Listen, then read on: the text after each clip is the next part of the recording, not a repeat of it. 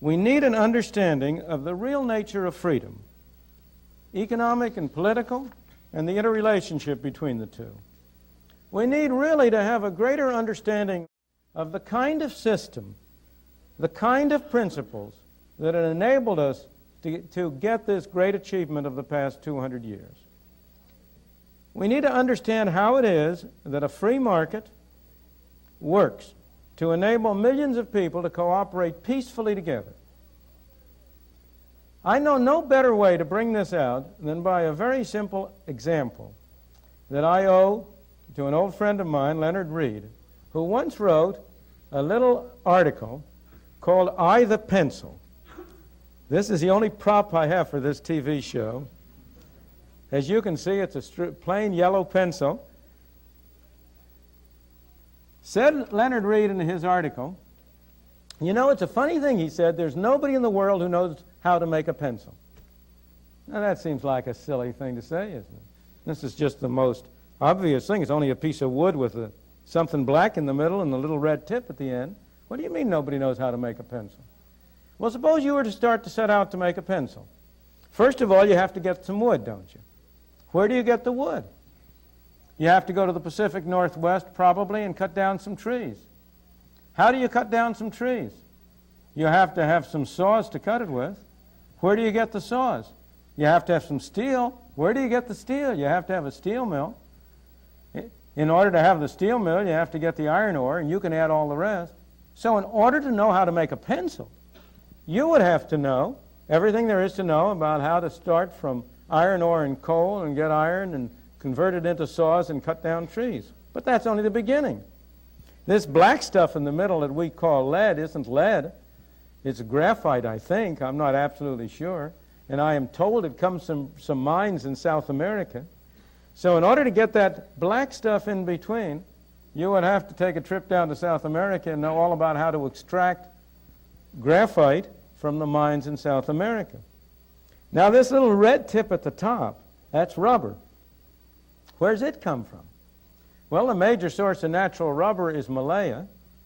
That's quite another distance. And I don't know how many of you know that the rubber tree was not native to Malaysia. It was originally imported into Malaysia by private enterprises trying to make some money, and they transplanted it from somewhere in South America. I think it was Brazil, but I don't guarantee that. And they brought it over into Malaysia and established the plantations there and got this rubber. So somehow or other, in order to make a pencil, you'd have to know about the rubber. Now there's a little brass tip around here, and I've run out of my own technological knowledge. I don't have the slightest idea where that comes from, though there are probably people in the audience who could tell us. Nobody knows how to make a pencil. But the miracle of this pencil isn't that nobody knows how to make it. The miracle of the pencil is, how did it get made? Who told that fellow over in Malaya to tap his tree and send a little bit of rubber over here to put at the end of this pencil so I could have a pencil in my hand? What's happened? What is it that has enabled this little elementary transaction to take place? I'm not sure what the price of this thing is nowadays. These things change so fast. When I first started hearing about this story, it was a nickel pencil, but that won't do anymore. It's probably 2 for a quarter or 15 cents a piece. But what happens when I go down the store and I put down a quarter and get 2 of these pencils? I am trading with thousands of people all over the world, people in Washington State who are cutting down trees, people in South America, people over in Malaya. I'm making a deal with them. I'm saying to them indirectly, I'll give you 2 minutes of talk for 2 of these pencils.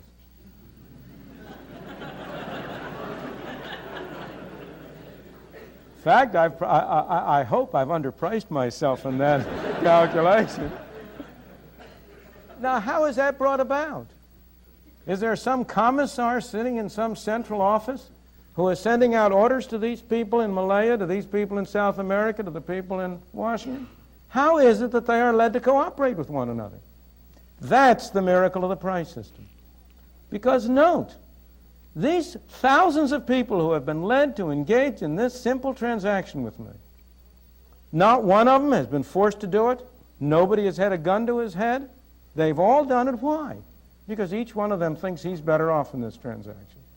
And somehow or other, I've done it because I think I'm better off. Everybody has benefited. There's been no central direction. These people who have cooperated with one another don't speak the same language. They're people of all different religions. They may hate one another in every respect. But this hasn't prevented them somehow or other from being led to cooperate together.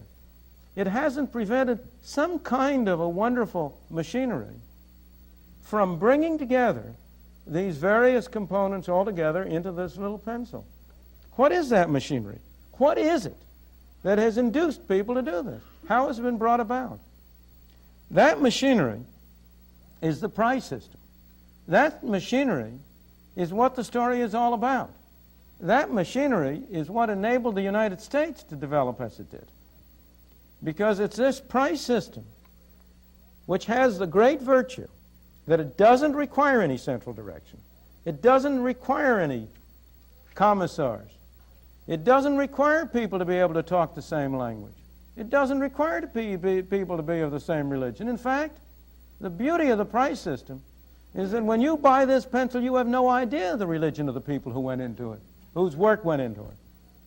When you buy your daily bread, you don't know whether the wheat was grown by a black man or a white man, by a Chinaman or an Indian or anybody else.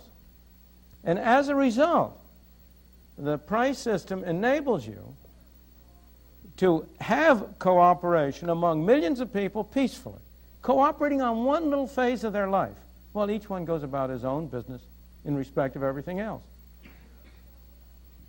It works so well, it works so efficiently, that ordinarily we're not aware of it. It's like your car. It never occurs to you what a complicated business it is until 3 o'clock in the morning on a dark road it stops functioning. And then you suddenly realize it's a complicated mechanism. And it's the same way with the price system.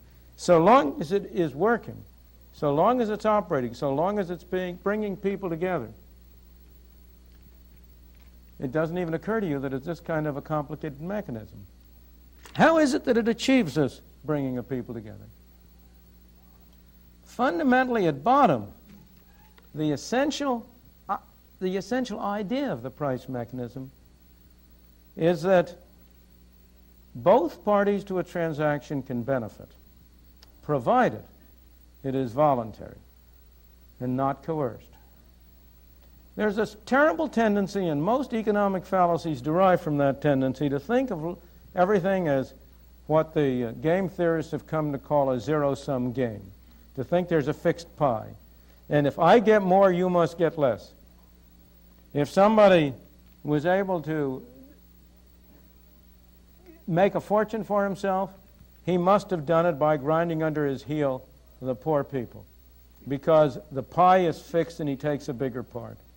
The great insight behind the free market, the great insight of Adam Smith's great book, The Wealth of Nations, was that it is not a zero-sum game, that it is possible for both people for a transaction to benefit, and that this insight can be used to organize people's activities over a very wide area.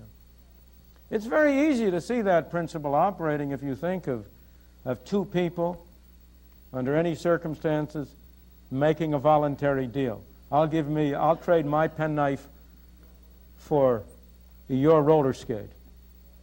Clearly, that isn't a deal unless both people are better off. It's much harder to see how that same principle is involved in the far-flung transactions that went into making this pencil. And yet the same principles are there. The price system operates in this way because it doesn't require orders. It operates in this way because it can transmit information in a very efficient way without any person having to send an order.